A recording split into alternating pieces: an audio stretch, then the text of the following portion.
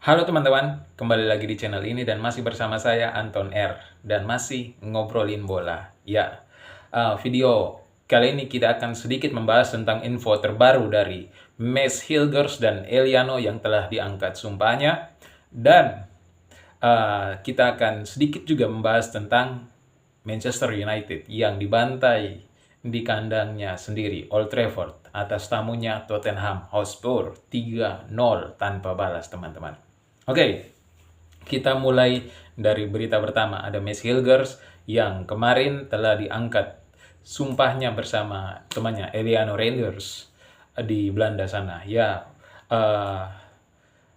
tim dari Indonesia rela langsung turun ke Belanda jemput bola untuk mengangkat sumpah Mads Hilgers dan Eliano, gitu teman-teman. Nah, ini pertanda baik buat timnas senior bahwa akan ada penambahan skuad, penambahan amunisi, dan mungkin saja mereka akan dipakai untuk melawan Bahrain nanti di Bahrain sana, begitu. Jadi ada kemungkinan besar.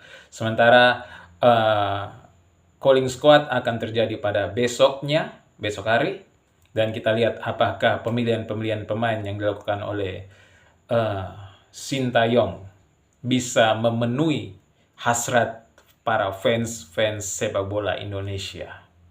Dan banyak prediksi yang mengatakan bahwa skuad akan dipenuhi oleh full naturalisasi, teman-teman. Ya, kalau persoalan penyebutan diaspora dan naturalisasi, ya mungkin teman-teman sudah tahu ya, kalau diaspora itu pemainnya, sementara naturalisasi itu proses yang harus dilalui oleh pemain tersebut. Jadi setiap pemain luar atau pemain berdarah Indonesia yang mau menjadi orang Indonesia, prosesnya itu adalah naturalisasi, istilahnya pintu masuknya gitu, atau untuk memperoleh KTP harus dinaturalisasi. Nah, itu prosesnya. Jadi perbedaan itu tidak bisa menjadi perdebatan ya.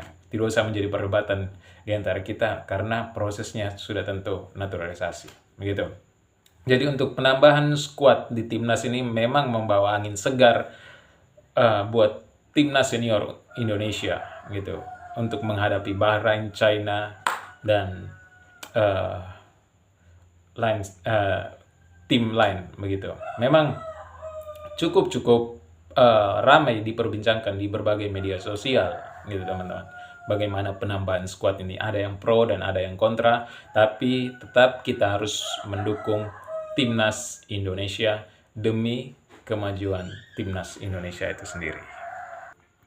Ya, jadi walaupun ada beberapa pihak yang telah melakukan prediksi bahwa semuanya akan diisi pemain naturalisasi, ada juga yang memprediksi bahwa harus ada pemain lokalnya, begitu.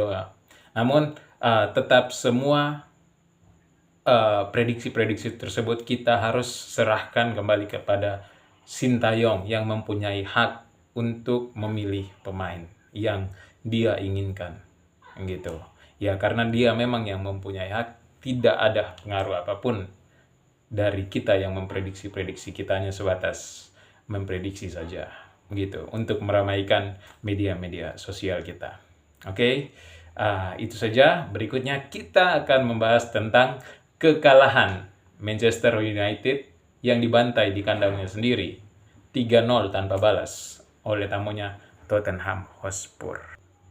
Ya, jadi agak mengherankan teman-teman ya, formasi yang diturunkan oleh Erik ten Hag kali ini ketika melawan Tottenham Hotspur. Nah, Tottenham Hotspur ini bermain tanpa tanpa Son.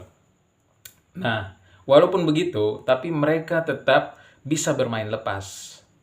Gitu. Itu yang sedikit mengherankan ketika Erik ten Hag menghadapi Tottenham Hotspur tanpa Heung-min Son ini, gitu. Formasi yang diturunkan ternyata di lini depan dia menurunkan Zirkzee. Terus ada Rashford dan Garnacho dibantu oleh Bruno Fernandes. Nah, di lini tengah yang mengherankan ada Ugarte. Dia tidak memilih Eriksen, padahal Eriksen itu justru lebih compact ketika bermain bersama Maino. Malahan dia memilih Ugarte, gitu. Nah, di lini belakang ada Masraoui, ada De Ligt, Martinez, dan Diego Dalot gitu. Jadi Erik ten Hag ini memang susah dimengerti. Kayaknya memang dia perlu didepak dari Manchester United ya, karena sudah beberapa kali mengalami kegagalan dan statement-statementnya pun tidak berdasar ketika tidak masuk akal ketika MU ini mengalami kekalahan. Begitu teman-teman. Dan kali ini dia harus menelan kekalahan yang sangat besar. 3-0 teman-teman. 3-0 melawan Tottenham Hotspur bermain di kandangnya sendiri. Bahkan sejak menit awal, menit ketiga dia sudah kebobolan oleh Brendan Johnson. Gitu. Dan menit ke-47 dia kebobolan lagi oleh Dejan Kulusevski dan Dominic Solanke pada menit ke-77. Nah, dari segi permainan, MU kali ini memang sangat-sangat kacau amburadul, teman-teman. Bahkan tidak mampu menyerang. Secara statistik kita bisa lihat bahwa tembakan yang dilesatkan memang banyak, 11. 2 yang ke arah gawang gitu. Tapi akurasi passing, terus penguasaan bola, nah itu dikuasai sepenuhnya. The whole game dikuasai sepenuhnya oleh Tottenham Hotspur. Gitu, padahal main di kandang sendiri Old Trafford. Dan ini sangat memalukan. Bahkan belum selesai pertandingan pun, kurang 20 menit kalau tidak salah. Ya, ketika 3-0 para fans langsung meninggalkan stadion pertandingan. Dan anehnya, statement yang dikeluarkan oleh Erik ten Hag masih di luar nulur.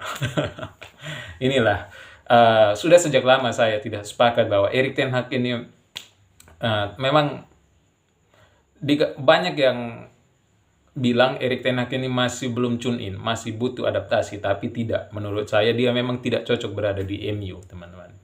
Ya, bahkan ada pengacara Ten Hag itu yang sering membela Ten Hag. Ya, pandit bola Indonesia itu. Sering membela Ten Hag dia. Tapi pada faktanya memang Erik ten Hag ini tidak bisa berbuat apa-apa di MU gitu. Mungkin ya secara strategi memang Erik ten Hag ini menurut saya Erik ten Hag ini jago. Tapi kedekatan antar pemain dia sering bermasalah, sangat bermasalah. Dan memang dia tidak cocok dengan lingkungan yang ada di Manchester United. Dan saya rasa memang dia harus cepat-cepat meninggalkan, atau pemilik MU harus cepat-cepat memecat Erik ten Hag ini untuk demi kemajuan dari permainan MU itu sendiri, begitu, demi perkembangan dari tim Manchester United sendiri, gitu. Karena jika masih tetap dipertahankan, ya entah apa jadinya MU ke depannya, begitu. Itu saja teman-teman. Nah, ditambah lagi permainan MU kali ini memang sangat buruk teman-teman. Ditandai dengan beberapa kartu kuning yang didapat. Ada sekitar 4 kartu kuning yang didapat dan 1 kartu merah yang dilakukan oleh Bruno Fernandes. Dan Bruno Fernandes melakukan pelanggaran keras terhadap Maddison. Dan ini memang sangat tidak bisa diringankan lagi ya teman-teman. Bruno Fernandes melakukan pelanggaran yang sangat keras dan sehingga dia mendapatkan mendapat hukuman 3 kali dilarang bermain karena pelanggarannya tidak bisa ditolerir lagi begitu terhadap Maddison, dan bisa diprediksi bisa menimbulkan cedera terhadap Maddison atas pelanggaran yang dia buat itu. Makanya dikasih ganjaran 3 kali tidak bermain. Memang sangat merugikan tim. Dan saya rasa evaluasi yang cukup besar yang harus dilakukan oleh Ten Hag sendiri. Kenapa timnya begitu kacau di beberapa pertandingan terakhir. Oke, itu saja pembahasan kita kali ini tentang Timnas Indonesia. Ada Messi Legers dan Eliano yang telah diangkat sumpah, dan Manchester United yang dibantai di kandangnya sendiri. Oke, sampai ketemu di video-video selanjutnya. Bye.